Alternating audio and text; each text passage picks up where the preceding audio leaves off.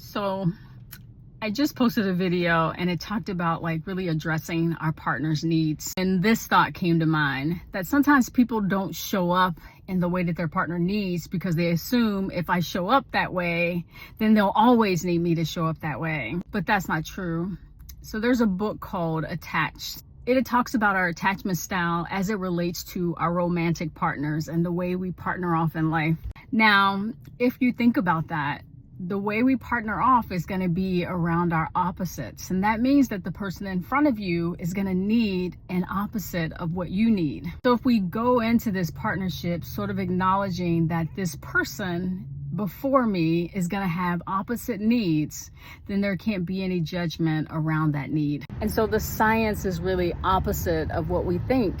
The more I address my partner's needs, the less they will require me to address their needs. What I am doing is offering my partner security unconditionally. The more often I do that, the less I actually have to do that. If you think about it along this lines too, that the more I can address the person's needs in front of me, because I'm acknowledging that this relationship is the only place they can have that need met, I'm actually learning something too, that for the person that likes to lean back a little bit more, I'm learning that I actually can pull forward and put my actual needs in the relationship too. It just made me think of a barrier to doing that.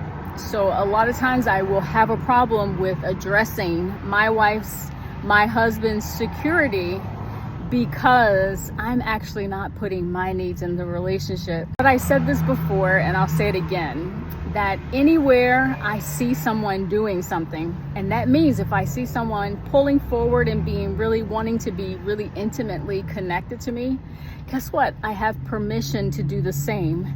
That person is there so that I can learn how to do that.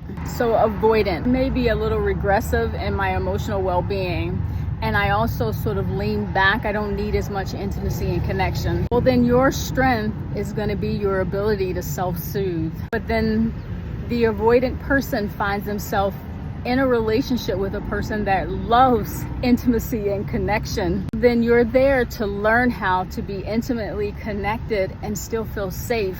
The result of that union, if we use it the way that God intends, that each person learns how to be intimately connected and still feel safe, and also to be disconnected and perfectly myself and still feel safe. That basically, that relationship is there to teach us security. And so it is the biblical definition